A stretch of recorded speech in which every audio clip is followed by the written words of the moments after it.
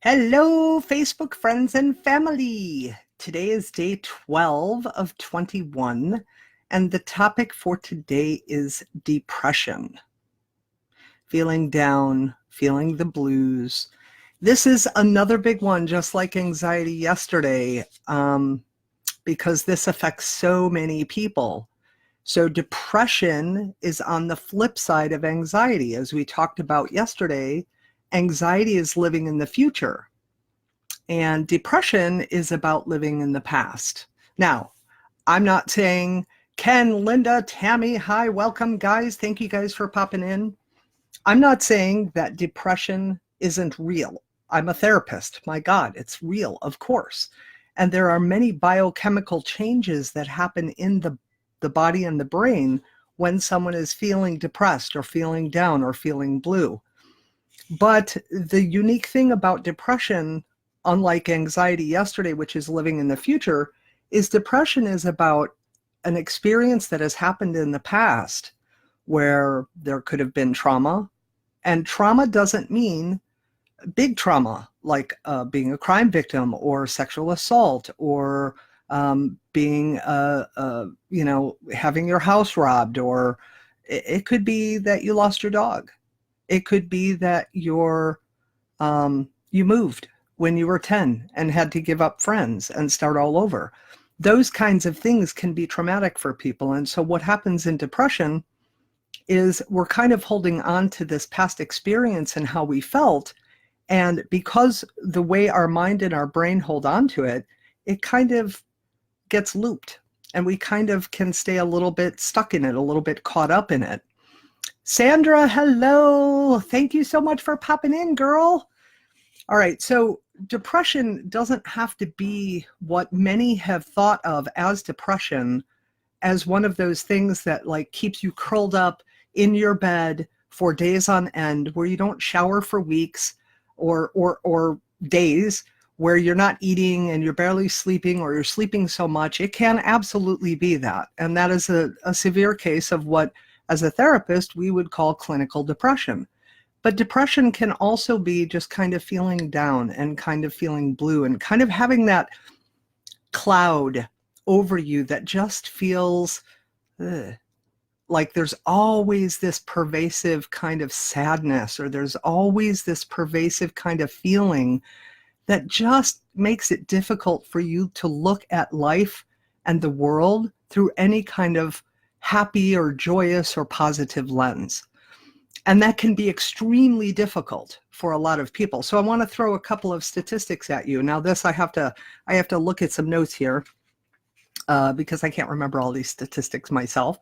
Okay, so I said yesterday that anxiety is the #1 mental illness that has been diagnosed in the United States.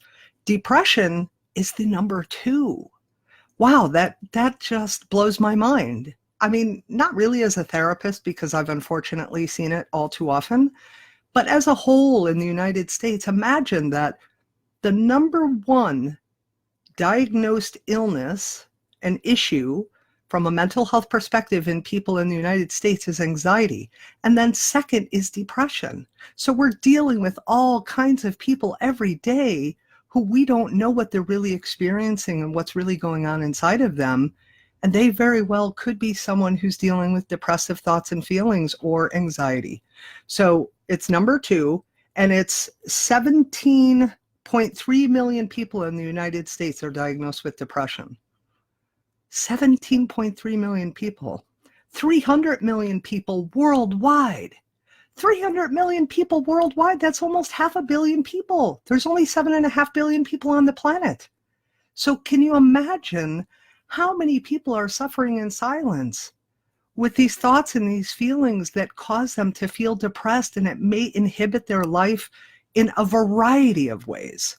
All right, a couple other statistics that I found really interesting. 50% of people, 50% diagnosed with depression are also usually diagnosed with anxiety. All right, so now we're adding anxiety and depression together, and it just increases kind of the amount of people walking around in the United States and on this planet with severe thoughts, whether it's in an anxiety place or whether it's from a depressive place. That's crazy. 15% of people will experience one depressive, what we call major depressive episode once in their life at least. 15%. That's a lot of people. 8.7% of people who are diagnosed with depression are female, and 5.3% are male. So don't think for a second that because there are stereotypes about women and even men and how they handle their emotions, that depression doesn't affect men and women almost equally as these numbers kind of dictate. That's crazy. And the last thing is that this one really blew my mind. Did you know that the highest prevalence of being diagnosed with a major depressive order happens to people ages 18 to 25? Now, when we're all thinking that young people are just enjoying their life and happy as can be, and they've got the whole world before them, and they're just excited about their future. Well, that's not actually the case.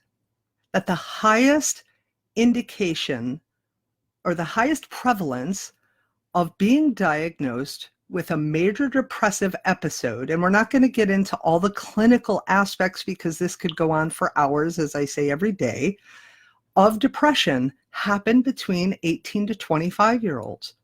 That's pretty scary.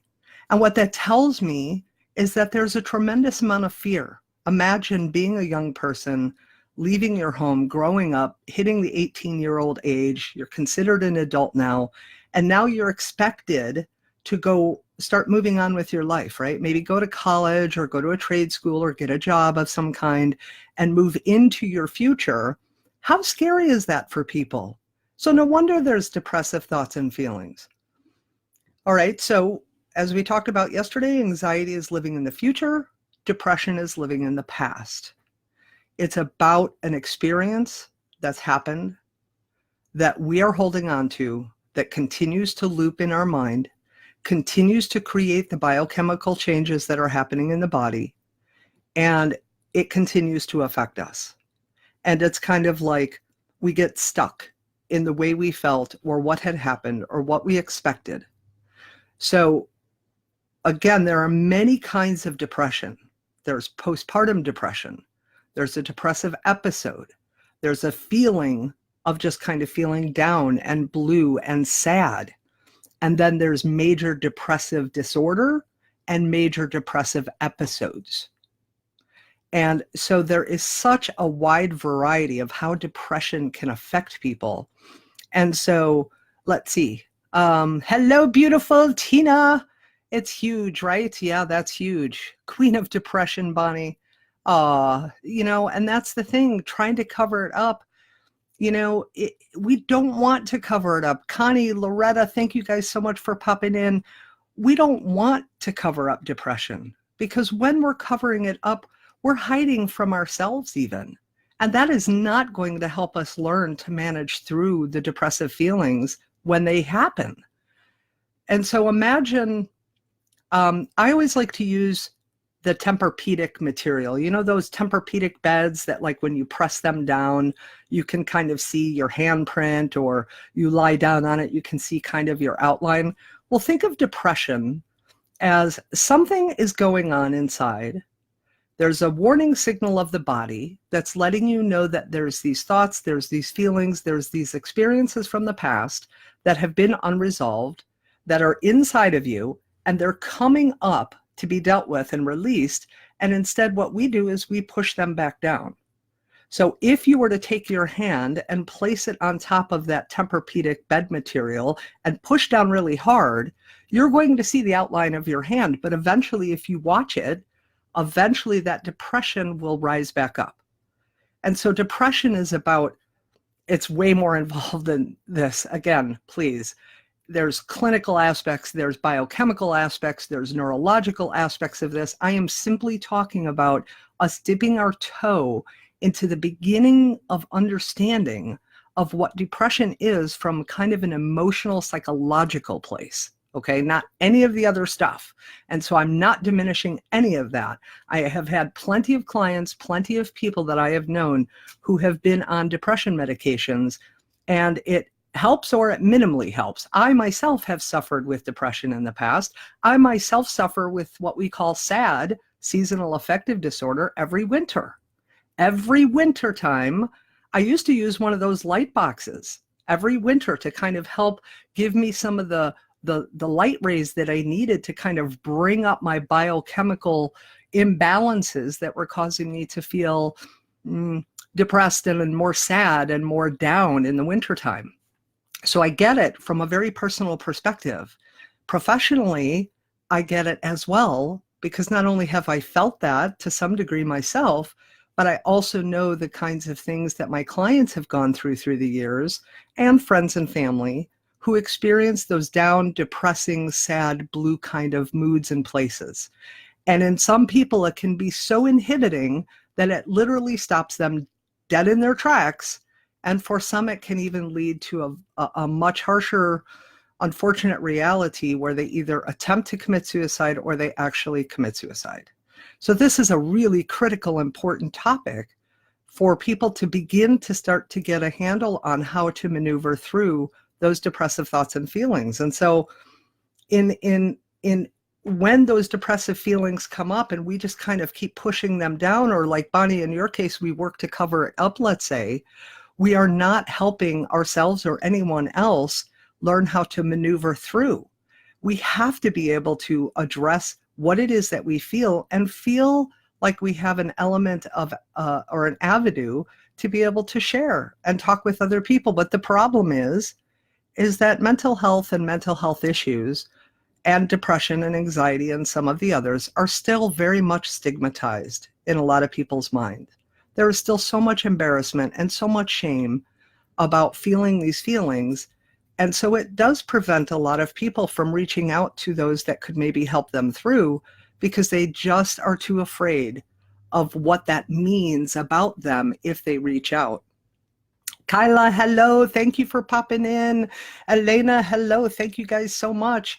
And I hear that, you know, it's a cloud of, it's a cocktail of various other depression related symptoms, Bonnie. So many people, Sandra, struggle their whole life with it.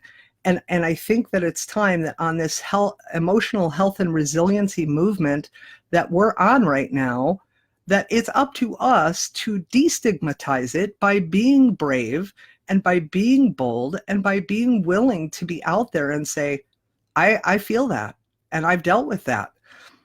All right, so since depression is about the past, it's like, well, how do we deal with it then?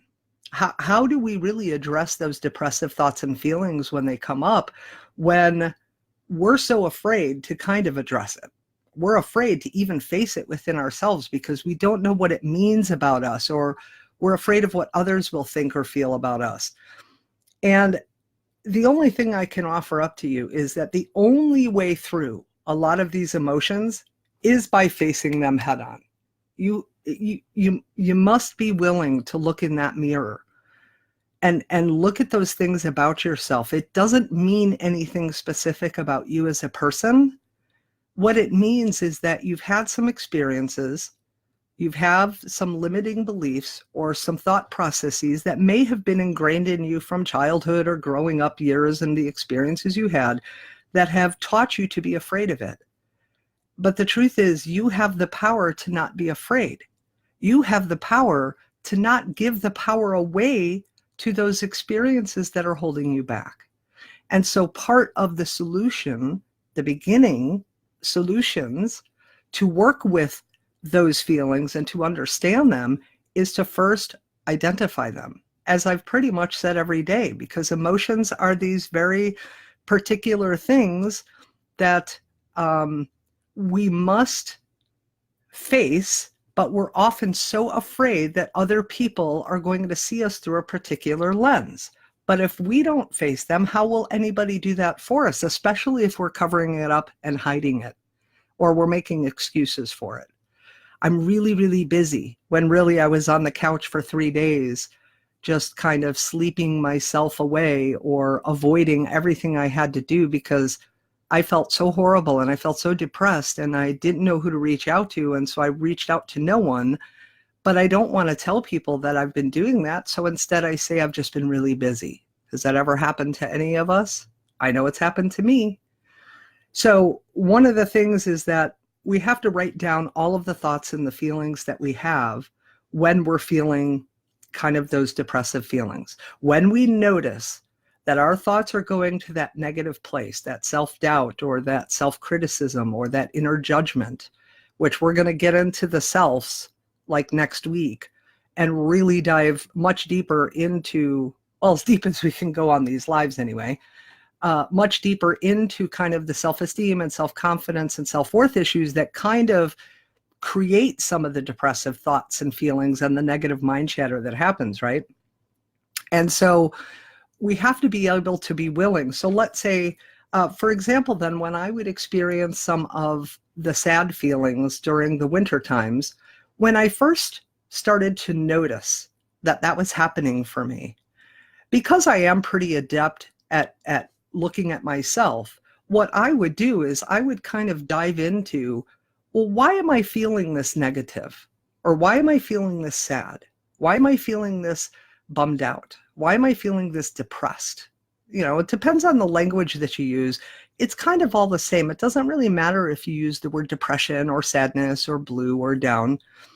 And I would look at that and I would say, is this true? So I would start to feel sad with the cloudy, dreary, darker days. And I would say, why am I feeling so sad? Oh, well, it's cloudy, it's dreary, it's dark. I'm feeling like I'm never going to get this thing completed. I feel like this is taking me forever. These are actually some experiences of my own thoughts. Okay, so I'm trying to recall them all. There were many, but maybe I would go into a little bit of the I'm worthless, or maybe I'm not good enough, or I'm afraid. I'm afraid. If I go do this thing, will people like me? Will they accept me? Will they reject me? And so then I would take a look and I would say, is that true? Well, it is true. It's dark and dreary. Okay. Is it true every day? No. I live in the Chicago area, so Chicago tends to be more dark and dreary during the winter months for sure. But I would look at it and say, is it true every day? No. Is it true every day that I'm afraid? No. Is it true every day that I'll be rejected or not accepted? No. And so I would just kind of keep going through as I would write down what my fears and my negative thoughts and feelings were. I would take a look at, is it true? And then I would ask, why am I feeling this way? Now, I talk about asking why a lot on some of these lives, and even in my work with people, we do look at the why, but we're not talking about the kind of why question that is sometimes really almost impossible to answer. I'm not asking anybody to go back and tell me, why did your parents treat you so horribly? Or why did you lose that job? I'm asking us, each one of us knowing ourselves, we're the only ones that know ourselves the best. No one is ever going to know us the way we know ourselves. We are the ones who lay our head down on the pillow at night and we know the truth inside. Now, sometimes we're too afraid to admit that truth to ourselves, to admit and face those things that we think and feel about ourselves. But the only way to begin to find mastery in your emotions is to get honest with yourself. There's no shame in that. There is no stigma in feeling worthless, or in feeling not confident, or in feeling depressed, or in feeling anxiety. It's what we feel, and it is no one's place to judge, and they will judge. But does that mean we take on the judgment ourselves too? Or instead, do we like ourselves just enough, I hope, or even love ourselves just enough to say, I am worthy of having a better life? Meaning, I don't want to continue to feel this way. So what do I need to do? What do I need to say? Who do I need to reach out to in order to get some of those tools and skills and help so that I don't have to feel this way anymore, so that I don't have to look in the mirror and be so afraid of who I'm seeing? And I don't care if you've done wrong things or bad things in your life or made poor choices. Again, some of you, if you've been watching these lives since the beginning, I don't remember which episode, but you'll remember that I talked about, I used to work in a prison And I'm a 6-time sexual assault survivor. You would think that there's no way I could work in a prison with men who had absolutely assaulted women and been brutal to women and other people. But I saw them as human beings. They weren't the one who made these choices toward me. And I am not defined by my past. And so people are people. We're all beautiful human beings who have gift and impact to make. We have gifts to share, impact to make. And so it's time that you look in your own mirror and say, I may not believe it yet, but I want to believe, hopefully you do believe a little, but I want to believe at least that I'm worthy of living a better life without all these feelings. So we have to look at, what are our thoughts and feelings? What are those negative things and those fears that we have? We have to take the next step and look at what is true. Is it always true? Is there ever a time it wasn't true? So if we go, I'm worthless, is there ever a time where you weren't worthless? Not one. Not one single time. I guarantee you there was at least one time where you were worthy. Somebody loved you, somebody looked up to you, somebody reached out to you because they felt in their eyes that you had worth and value, even if we don't always believe it. Now, I can't really move my camera to show you, but I don't remember how many years ago. It could have been 15. I'm not even sure. It could be a little less. I went to an event where they asked us, and I may have said this on a previous episode, I'm not sure. I went to an event where they asked us to write something down that we believed about ourselves that was negative. And I wrote down, I have no value and I will never be good enough for anything of value. And it was on one of those boards where they asked us to break it with our hand. And I didn't believe for a second that it was possible to break it, because I figured they were, well, I mean, I did believe it was possible, but I thought they were scored, right? So it made it really easy to break. I attempted to break that sucker 4 times and I couldn't break it. And I had been in karate when I was a teenager. So I understood the principles, but I couldn't break it. My hand was red, it was burning, it hurt. I kept trying to break it. I couldn't break through. And the coach and the mentor who was hosting the event talked with me for a minute. They're standing there holding the board and I'm, a few feet away from it. And they're like, will you still believe what's written on there? And I started to cry and I'm like, yeah, I do. And he said, is it true? And I was crying. I'm like, yeah, it's true, because I really at that time felt like I didn't have a lot of value. And I was still dealing with a lot of feelings and a lot of thoughts from my past conditioning and experiences that led me to believe that. So even though mostly I didn't believe it, there was still that little part that did. And so when he really was able to tap in, and I really allowed myself to go there, even in my shakiness and my tears and my hurtness and my vulnerability and my fears, as we were talking, and he got in there and he's like, is that true? And all of a sudden I felt this enormous amount of power kind of well up in me.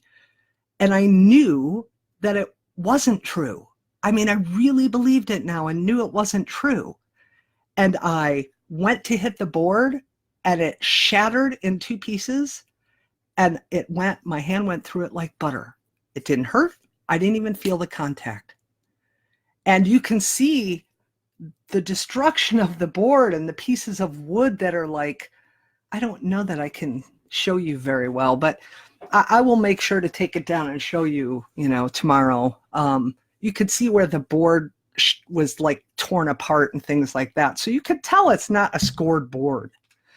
My point in sharing that experience with you is that I do what I do and I still had beliefs about myself that were negative, that precipitated some of the other thoughts and feelings of depression sometimes, and depressive feelings and thoughts that I would have even after that.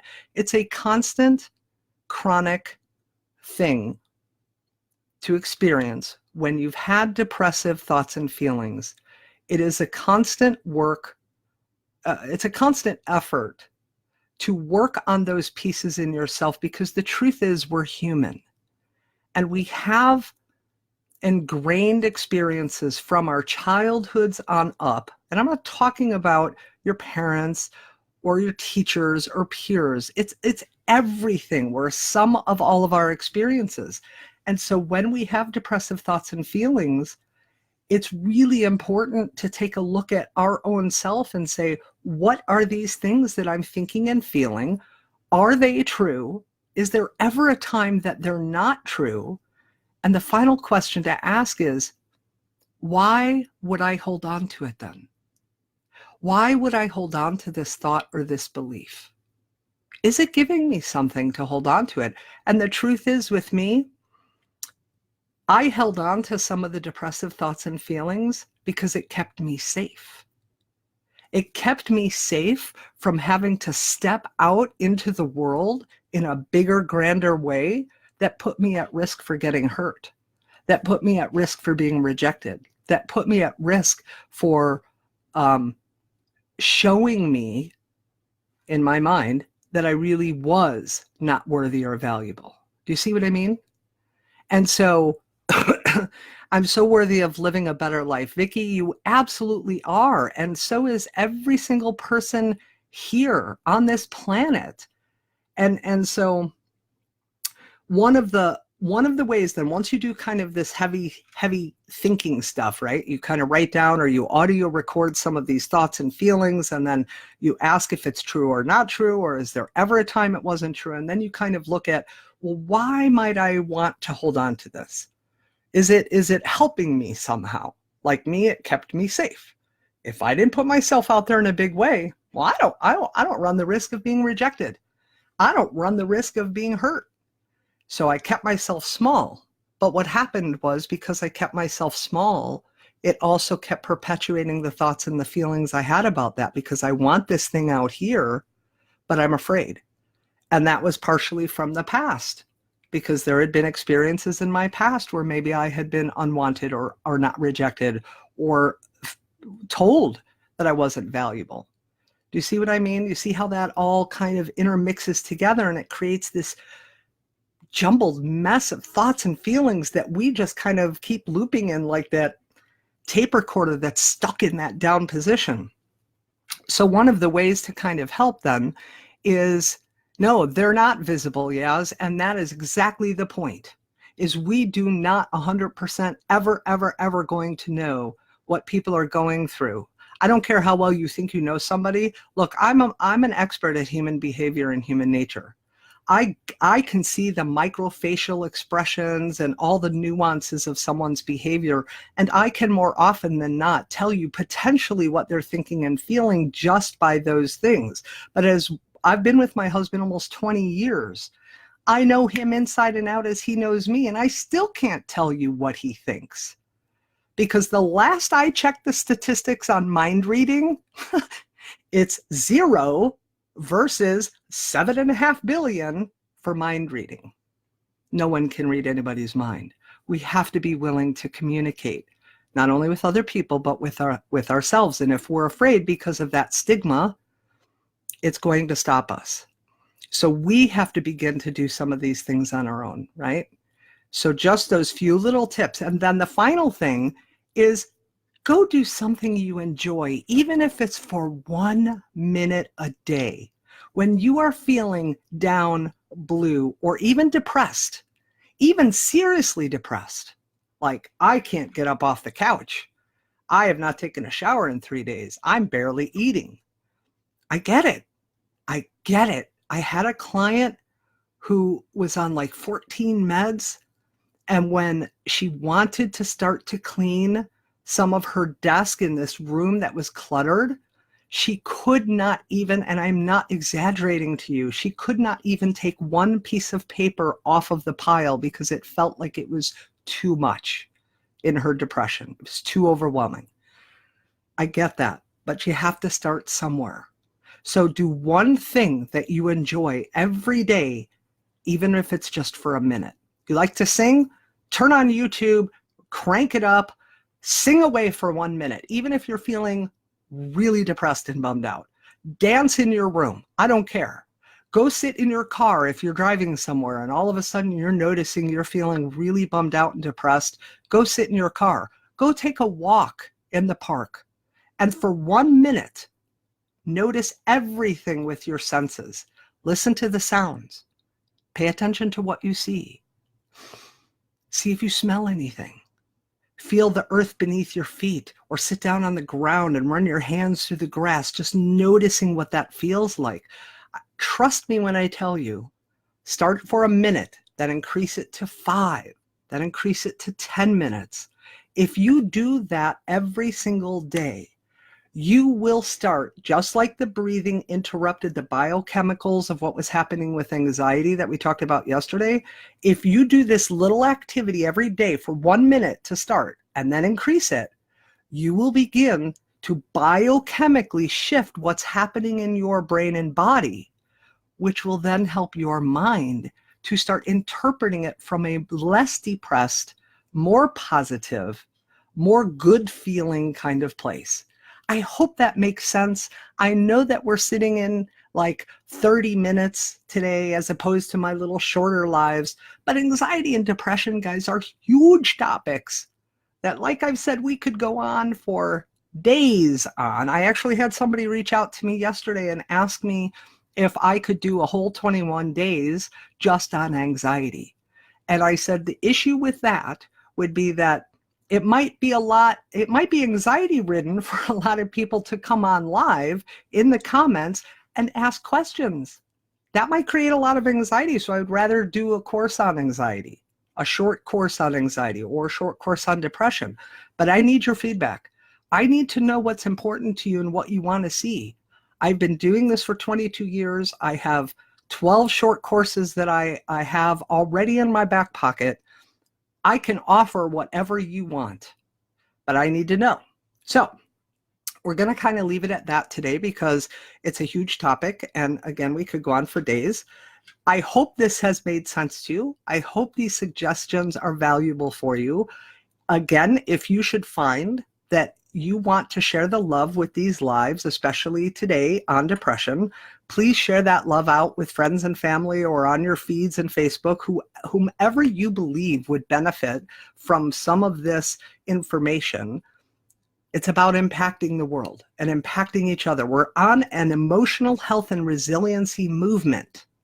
We all have to move forward, right?